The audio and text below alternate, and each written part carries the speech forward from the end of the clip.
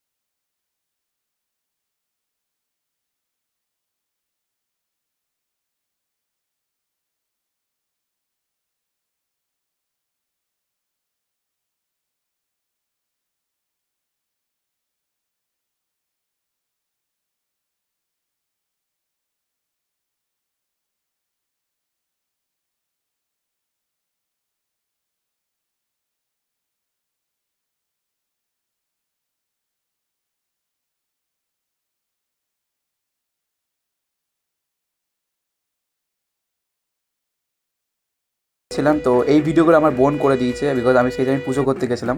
তো thanks to বোন video করে দিয়েছে আমার এগুলো সব।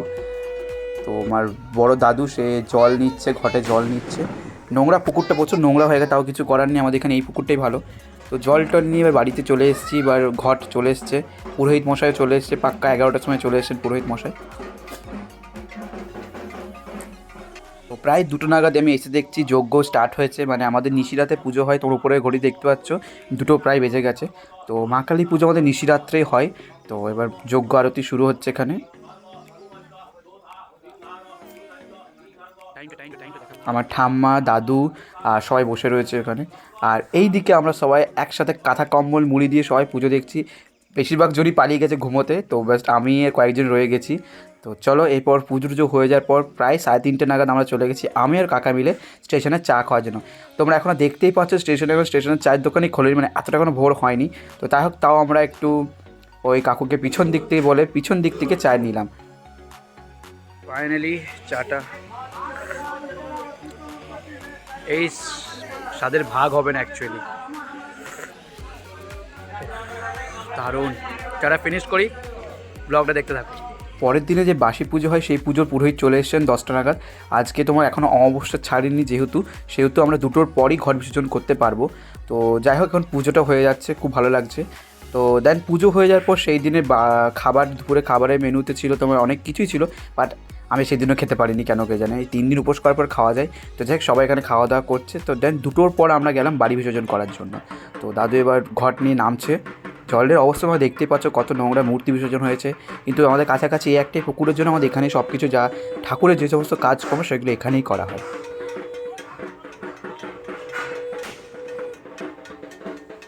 কার কেমন পুজো কাটছে অবশ্যই কমেন্ট করে জানাবে। আর আমার চ্যানেল নতুন চ্যানেলটা সাবস্ক্রাইব করতে ভুলবে না।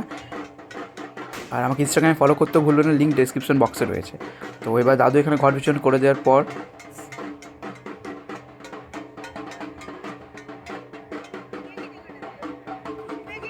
সেই দিন ভোর রাত্রে আমরা বেরিয়ে গেছিলাম শ্মশান উদ্দেশ্যে। অ্যাকচুয়ালি শ্মশান মাকে দর্শনই করা হয়নি, তো সেই জন্য আমরা 2টো বন্ধু মিলে আমরা বেরিয়ে পড়েছিলাম শ্মশানে। প্রায় অনেক রাত হয়ে গেছিলো শ্মশানে ঘুরতে ঘুরতে ঘুরতে, আমাদের 1টা 1:30 বেজে গেছিলো শ্মশান যাচ্ছি আমরা তখন। তো যেয়ে দেখি অবস্থা কেমন শ্মশানের। তো এখান থেকে লাইট তোমরা দেখতে পাচ্ছ, পুরো রাস্তা অন্ধকার ছিল, এখান থেকে একটু লাইট দেখা গেল। তো চলো শ্মশান মায়ের দর্শন করে আসি আমরা সবাই। আমি আমার আগের ভিডিওতে আমাদের শ্মশান মায়ের দর্শন ভালো করে তোমাদের ভিডিওতে করেছি, যদি কেউ দেখে না থাকো লিঙ্ক ডেসক্রিপশন বক্সে রয়েছে, অবশ্যই চেক আউট করে আসবে। তো এবার এসে দেখি পুরো শ্মশান অ্যাজ ইট ইজ খালি থাকবে, কারণ দেড়টার সময় কে শ্মশানে বসবে, কয়েকজন মানুষ ছিল তারাই আছে মেবি, পুজো অনেক আগে হয়ে গেছিলো। তো দেখতে পাচ্ছ শ্মশান মায়ের কাছে একদম ফাঁকা যাকে বলা হয় এক কথায়। তো এই হচ্ছে শ্মশান মায়ের মন্দির। আমরা ভিতরে আর গেলাম না, বিকজ অনেক নোংরা কাপড়ে ছিলাম। তো দেন ওখান থেকে বাড়ি এসে আমরা ফানুসগুলো ওড়াতে স্টার্ট করলাম। এই যে ফানুস, অনেক কষ্ট করে ফানুসটাকে ধরে বেঁধে আস্তে আস্তে করে ওড়ানোর চেষ্টা করছি আমরা, কারণ সবাই নারী হাত যাকে বলা হয়, কেউ তো সেরকম করে না। এক দুবার জ্বলে যাওয়ার ভয় লাগছিল। কারা কারা ফানুস উড়িয়েছে এই দীপাবলিতে অবশ্যই কমেন্ট করে জানাবে। তো অ্যাটলিস্ট এত কিছু করার পর আমাদের ফানুসটা শেষমেশ উঠতে স্টার্ট করলো। লিটারালি অনেক ভয় লাগছিল, আদৌ ফানুসটা উঠবে কিনা জানতাম না। তো এখানে ভিডিও আজকে তাহলে এন্ড করছি। তোমাদের ভিডিওটা কেমন লাগলো অবশ্যই কমেন্ট করে জানাবে। দেখা হচ্ছে খুব তাড়াতাড়ি নতুন কোনো ভিডিওর সাথে। সবাই খুব ভালো থাকো, হ্যাপি থাকো, সুস্থ থাকো, আর once again happy Deepavali, happy Chhath Puja. সবাই খুব ভালো থাকো।